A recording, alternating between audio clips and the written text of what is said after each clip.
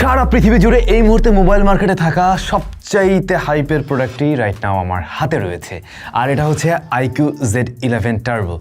Z10 টার্বোর কথা মনে আছে, যেটা বাংলাদেশে কিন্তু মারাত্মক জনপ্রিয়তা পেয়েছিল। তো এবারে তার সাকসেসর বড় ভাই অনেক বড় রকমের আপগ্রেডেশন নিয়েই আসছে। কিন্তু প্রিভিয়াস জেনারেশনের সাথে যদি আমরা একটু কম্পেয়ার করে করে কথা বলি, তাহলে বুঝতে পারবেন প্রিভিয়াস জেন থেকে এটাতে অনেক কিছুতে বেটার কিছু অফার করা হচ্ছে। হ্যাঁ, একই সাথে দামও কিছুটা বেড়েছে, কিন্তু আগের থেকে অনেকটাই বেটার করা হচ্ছে। চলুন ফাইন্ড আউট করি কি কি নতুন আছে। তার আগে একটু খোলা উচিত, চলুন খোলা যাক।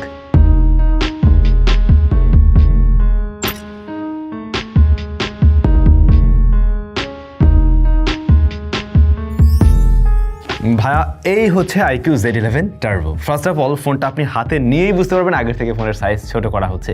রিসেন্টলি খেয়াল করছেন হয়তো, অনেক ব্র্যান্ডের বেশ কিছু মোবাইল ফোন দেখলাম, সবগুলোর সাইজ মোটামুটি বেশ কিছুটা কমানো হয়েছে। অনেক বড় বাল্কি টাইপের ওরকম বানানো হচ্ছে না। সো এই ফিলটা হয়তো অনেকের কাছে ভালো লাগবে। তাছাড়া চিরচেনা সেই ক্যামেরা মডিউলেও কিছুটা পরিবর্তন আসছে। প্রিভিয়াস জেনারেশনের ফোনটাতে আমরা দেখছিলাম রিয়ার প্যানেলটাতে প্লাস্টিক, বডি ফ্রেমে প্লাস্টিক, বাট এবারের বডি ফ্রেমটা কিন্তু অ্যালয় দিয়ে তৈরি এবং রিয়ার প্যানেলে গ্লাস রয়েছে। তবে এটার বোধহয় ইকুলেদার নাকি রেইনফোর্সড গ্লাস টাইপের ওরকম প্লাস্টিক ওরকম ব্যাগ হয়ে থাকে আর কি। আর ওজনের দিক থেকেও কিছুটা কমেছে, 202 গ্রামের মতো ওজন রয়েছে এবারের 11 টার্বোতে, বা 10 টার্বোর ক্ষেত্রে কিন্তু 212 গ্রামের মতো ছিল। 10 প্রোতে আমরা IP65 এর রেটিং পেলেও এবারে কিন্তু IP68 and 69 এর রেটিং পেয়ে যাচ্ছেন। সুতরাং এখন পর্যন্ত যে বিষয়গুলো নিয়ে বললাম, প্রত্যেকটাতেই কিন্তু আপগ্রেড এসছে আগের তুলনায়। ডিজাইনের ব্যাপারটা হয়তো এক একজনের কাছে এক এক রকম লাগতেই পারে। পার্সোনালি আমার কাছে এর ক্যামেরা মডিউলটা যে খুব একটা ভালো লাগছে এমন না, বাট হ্যাঁ, আগের চাইতে ডিফারেন্ট এটুকু শিওর। আর একটা বিষয়, ফোনটা হাতে ধরে আগের তুলনায় অনেক বেশি প্রিমিয়াম ফিল দিচ্ছে। অলরাইট, এবারে ডিসপ্লেতে আসা উচিত। বাই দ্য ওয়ে, এই ফোনটা কোথায় পাবেন আপনারা? এই ফোন বাংলাদেশে জাস্ট ল্যান্ড করার সাথে সাথে আমাদের স্টুডিওতে পাঠিয়ে দিয়েছিল কিন্তু SMS গ্যাজেটস। সো বুঝতেই পারছেন আজকের ভিডিওটা একটা ফার্স্ট ইমপ্রেশনের ভিডিও। আপনারা এটার ইনডেপথ রিভিউ কিছুদিন পরে অবশ্যই পাবেন। তবে বর্তমান সময়ে যদি কেউ নিতে চান, অবশ্যই SMS গ্যাজেটে যোগাযোগ রাখতে পারেন, এবং তাদের শপের অ্যাড্রেস প্লাস হচ্ছে তাদের ওয়েবসাইটের লিঙ্ক ভিডিও ডেসক্রিপশনে দেওয়া আছে। আর খুব শীঘ্রই চট্টগ্রাম এবং কুষ্টিয়াতে তাদের শপ ওপেন হতে চলছে, সে ব্যাপারেও নিশ্চয়ই কিছুদিনের মধ্যে আপনারা জানতে পারবেন। তবে ভাই লোক, এই মুহূর্তে মোবাইল মার্কেটের অবস্থা সম্বন্ধে আপনারা নিশ্চয়ই জানেন। সমস্ত ডিভাইসের দাম একে তো বেড়ে যাচ্ছে, দ্বিতীয়ত NEI এর সিস্টেম নিয়েও বাংলাদেশে একটা ঝামেলা চলছে, এবং যারা গ্রে মার্কেটের ফোন সেলার ছিলেন তাদের আন্দোলন চলছে। সবকিছুই এখনো কন্টিনিউ রয়েছে। আশা করছি খুব শীঘ্রই স্টেবল হবে, এবং স্টেবল হওয়া উচিত সবার দিক বিবেচনা করেই। এনিওয়ে, আমরা ডিসপ্লের কথা বলছিলাম। ডিসপ্লেটা 6.59 ইঞ্চের। 10 টার্বোর ডিসপ্লে সাইজ ছিল 6.78 ইঞ্চ। আমি বলছিলাম বেশ কিছুটা বড় ছিল, তো আগের তুলনায় বেশ কিছুটা ছোট করা হয়েছে, কিন্তু ডিসপ্লের কোয়ালিটিতে কোনো কম্প্রোমাইজ করা হয়নি, বরং ডিসপ্লেটা এখন আরও বেশি দেখতে ভালো লাগছে। আপনার কাছে একটু প্রিমিয়াম সিরিজের ফোনগুলোর মতো মনে হবে। কর্নার এরিয়াগুলো একটু বড় জায়গা মিলে, মানে একটু বেশি রাউন্ডেড, যে কারণে ওইরকম প্রিমিয়াম সেগমেন্টের ফোনের মতো লাগছে। চিন বেজেল ন্যারো, অনেক বেশি মোটা না, সিমেট্রিক্যাল, এবং টপ সেন্টারে থাকা পাঁচল কাটআউটও বিশাল বড় নয়। এই ডিসপ্লেটা 144 হার্টজ হাই রিফ্রেশ রেট দিতে পারে সর্বোচ্চ আর কি। মোস্টলি আপনি 120 হার্টজ পর্যন্তই পাবেন। ফোন আছে জাস্ট কয়েক ঘন্টার মতো, মানে একদিন আগে এসছে আমাদের হাতে। সো আমরা আসলে ওইভাবে একদম ইনডেপথে গিয়ে তো টেস্ট করতে পারিনি এখনো। আরো বিভিন্ন রকমের অ্যাপ্লিকেশন টেস্ট করে আমরা অবশ্যই জানাবো। তবে এটাতে হাই ফ্রিকোয়েন্সি PWM ডিমিং পেয়ে যাচ্ছেন 4320 হার্টজ, যেটা ডেফিনেটলি অনেক। এবং এবারে এসে পিক ব্রাইটনেসও কিছুটা বাড়িয়েছে 5500 নিটস, যেখানে প্রিভিয়াস জেনে ছিল 4400 nits. To be very honest, এই ডিসপ্লেটা দেখে আপনার কাছে মানে 40,000 টাকার আশেপাশের ফোনের মতো লাগবে না, বরং তার চাই তার একটু বেটার ফিল দেবে। বাই দ্য ওয়ে, এটার দাম কত রয়েছে সেটাই তো বলা হলো না। এই মুহূর্তে একদম কারেন্টলি প্রাইস রয়েছে 12256 GB ভ্যারিয়েন্টের বাংলাদেশে 46,000 টাকা। যদি 46,000 টাকায় আমরা ধরি, সেই জায়গা থেকে এই ডিসপ্লেটা খুব সুন্দরভাবে স্ট্যান্ড আউট করতে পারে এখন পর্যন্ত যা মনে হচ্ছে।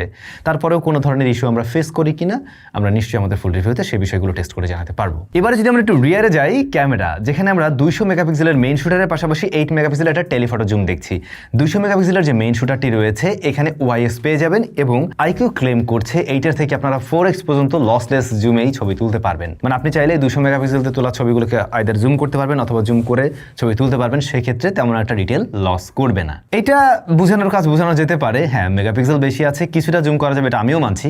তবে অবশ্যই টেলিফটোর কাজ তো আর সে করতে পারবে না যেটা অপটিক্যালি জুম করে, সেটার সাথে কম্পেয়ার করা যায়ও না। তবে বেশ কয়েকটা ফোকাল লেন্থে আপনারা পোর্ট্রেট মোডে ছবি নিতে পারবেন, যেমন 23, 35, 50, 85 অ্যান্ড 100 mm আপনারা পোর্ট্রেটে ছবি তুলতে পারবেন। এগুলো যদিও বা ডিজিটাল জুম করে ছবি দেয়, তবে ডিটেল খুব একটা লস করে না। হ্যাঁ, চাইনিজ ফোন যেহেতু স্কিন টোন কিছুটা গ্লো করতে দেখা যায়, একটু সফট করে প্রেজেন্ট করে, একটু ব্রাইট করে প্রেজেন্ট করে, যেটা সেলফি লাভার বলে, যেটা পোর্ট্রেট লাভারদের অনেকের ক্ষেত্রেই ভালো লাগে। বাট আমার কাছে মনে হয় আর একটু ন্যাচারাল থাকলে অবশ্যই ভালো হতো। ব্যাকগ্রাউন্ড ব্লারনেস অবশ্য ভালো আছে। আর শেষে আমরা যদি মেইন ক্যামেরা দিয়ে ছবি তুলছিলাম, ইনিশিয়ালি ছবির কোয়ালিটি কিন্তু আমার কাছে ভালোই লাগছে, কালার টোনটা একটু শিফট করছে, তবে ডিটেল শার্পনেস ভালো আছে।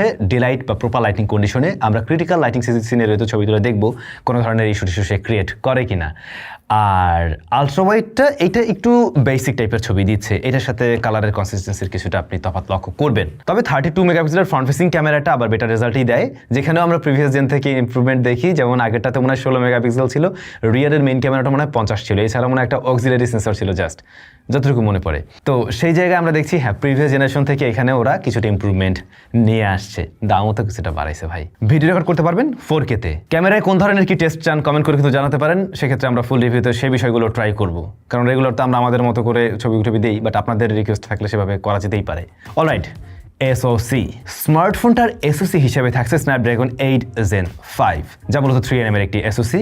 এখন 8 Gen 5 শুনে অনেকের কাছে মনে হতে পারে 8 Gen 5 এর মতো নাকি এরকম কিছু না, ওইটার থেকে কিন্তু এটা ছোট ভাই, অবশ্যই এটা মাথায় রাখতে পারেন। এখানে দুইটা কোর রয়েছে, যা 3.8 GHz এর Oreon V3 Phoenix L, এবং পরবর্তীতে যে 6টি কোর রয়েছে তা 3.32 GHz Oreon V3 Phoenix M। এখন এই প্রসেসরটার সাথে যদি কিনা ওই যে আবার 8 Elite Zen 5 এর সাথে কম্পেয়ার করে বলি, ওইটা হচ্ছে কি একদম পিক পারফরমেন্স বা র পারফরমেন্স যেটাকে বলে ওইটা ডেলিভার, বা র পাওয়ার যেটাকে বলে ওইটা ডেলিভার করার জন্য পারফেক্ট। এইটা হচ্ছে একটা ব্যালেন্স টাইপের এসওসি, যা আপনাকে রেগুলার টাস্কগুলো সুন্দর মতো অতিরিক্ত গরম না হয়ে আরও বেশি পাওয়ার এফিসিয়েন্ট হয়ে আপনাকে সেই কাজগুলো করে দিতে পারবে। এটা হচ্ছে সেই রকম একটা এসওসি, যা বলতে পারেন হাই মিড রেঞ্জ প্রাইস পয়েন্টে বেশ ভালো রকমেরই চলবে এবছরে ফর শিওর। গত বছরে এপ্রিলের 28 তারিখে ওরা লঞ্চ করছিল কিন্তু 10 টার্বো, সো ওইটাতেই আমরা ডাইমেনসিটি 8400 বোধহয় পেয়েছিলাম। সেখান থেকে এটা অবশ্যই একটা ভালো রকমের আপগ্রেডেশন বলা যেতে পারে। আচ্ছা, ফোনটা এমনিতে পাওয়া যাবে, আপনারা 12 এবং 16 জিবি র্যাম ভ্যারিয়েন্টে পাবেন, সেই সাথে 256, 512 অ্যান্ড 1 TB পর্যন্ত সর্বোচ্চ পাওয়া যাবে। UFS 4.1 হলো গিয়ে স্টোরেজ টাইপ অবশ্যই একদম ফ্ল্যাগশিপ লেভেলেই আছে। তো পারফরমেন্স ওয়াইজ ওই জায়গাটাও ভালো করবে, এটুকু আশা করাই যেতে পারে। ইনিশিয়ালি আমরা এই স্মার্টফোনটা থেকে খুবই ভালো পারফরমেন্স দেখছি, এমনকি একটা ফ্ল্যাগশিপ ফোন মাত্র বক্স থেকে বের করে ওপেন করে চালাতে গেলে যে ফিলটা দেয়, এক্স্যাক্টলি সেই ফিলটাই দিচ্ছেন উনি। সেই জায়গায় মোটেও কমতি মনে হয়নি, খুবই ফাস্টার, অ্যাপ ওপেন ক্লোজ টাইম বলেন, যে কোনো কিছুই। কিন্তু ভাইয়া অরিজিন ওয়েসের মাঝে প্রচুর পরিমাণে ব্লোটওয়্যার রয়েছে, যেগুলো চাইনিজ ভ্যারিয়েন্টের ফোনে আমরা অহরহ দেখি, এবং এগুলোর মোস্টলি আপনার প্রয়োজন হবে না, আপনি জাস্ট এগুলোকে ধাপা আনইনস্টল করে ফেলুন, সেটা বরং অনেক বেশি কাজের হবে। আমার কাছে যা মনে হচ্ছে, যেহেতু নতুন এসওসি একেবারে জাস্ট আসছে, গরম ওরাও ফোন লঞ্চ করে পাঠিয়ে দিছে, এখন পর্যন্ত ম্যাক্সিমাম গেমই অপটিমাইজড না। পাবজির ক্ষেত্রে আমরা আরও বেটার সেটিংস আশা করছিলাম, হাই এফপিএস, বাট আমার মনে হচ্ছে যে এটা নেক্সট 2-1 আপডেট পরে এগুলো সব ফিক্স হয়ে যাবে, বা হয়তো আরও হাই এফপিএসে গেম প্লে করা যাবে। তবে গেমিং রেজাল্ট নট ব্যাড, কিছুটা মাইক্রোস্ট্যাটার আমরা লক্ষ্য করেছি, কিন্তু আহামরি লেভেলের হিট জেনারেট করতে দেখিনি। এর বাইরেও আরও কয়েকটা গেম প্লে আমরা করে দেখছি, বাট আমার কাছে মনে হচ্ছে এই ডিভাইসটা আরও বেটার এক্সপিরিয়েন্স দেবে সময়ের সাথে, যেহেতু এখানে একটা ফ্ল্যাগশিপ কিলার গ্রেডের একটা এসওসি আমরা দেখতে পাচ্ছি। এছাড়াও আমরা এখানে সিওডি মোবাইল রান করে দেখছিলাম, যে গেমটা আবার স্মার্টফোনে কিন্তু বেশ ভালো রেজাল্টই দিচ্ছে। ওভারঅল সবকিছু মিলে আমার যা মনে হয়, এটার যে এসওসিটা রয়েছে এটার সাথে সিঙ্ক করতে আরেকটু সময় লাগবে, বাট ভালো রেজাল্ট দেবে এটুকু আশা করা যেতেই পারে। আছে স্টেরিও স্পিকার, ভলিউম এইটাতে একটু বেশি পাবেন, কিন্তু সাউন্ড কোয়ালিটি ভালো, সাউন্ডের ক্ল্যারিটি অ্যান্ড ডেপথ মোটামুটি ভালো আছে। ব্যাটারি আছে 7600 mAh, আগে আর একটু বেশি ছিল, এইখানে একটু কমাই ফেলছে, আগেরটাই ছিল 7620 mAh, কিন্তু চার্জারটা বোধহয় 80 ওয়াট ছিল, এখন আপনি 100 ওয়াটের চার্জার পাবেন না, সরি আগেরটা 90 ওয়াট ছিল, এখন আপনি 100 ওয়াটের চার্জার পেয়ে যাচ্ছেন এর বক্সে। এখন এই প্যাকেজটা 46,000 টাকায় অনেক কিছু অফার করে ফেলতেছে, জাস্ট একটা টেলিফটো জুম লেন্স পেয়ে গেলে জিনিসটা খুবই দারুণ হতে পারতো। আমরা যদি প্রিভিয়াস জেনের সাথে কম্পেয়ার করে বলি, ডেফিনেটলি একটা বিগ জাম্প দিচ্ছে। তবে দাম যদি কিছুটা কমে একদম 40,000-এর আশেপাশে চলে আসে, দুর্দান্ত একটা খেলোয়াড় হতে যাচ্ছে, এটা শিওর করে বলা যেতে পারে। এই ফোন নিয়ে আপনারা কোন বিষয়গুলোতে আরও বিস্তারিত জানতে চান অবশ্যই কমেন্ট করে জানাবেন, আমরা খুব শীঘ্রই আশা করছি এটার একটা ফুল রিভিউ দিব। সবাই ভালো থাকুন, দেখা হচ্ছে নতুন ভিডিওতে।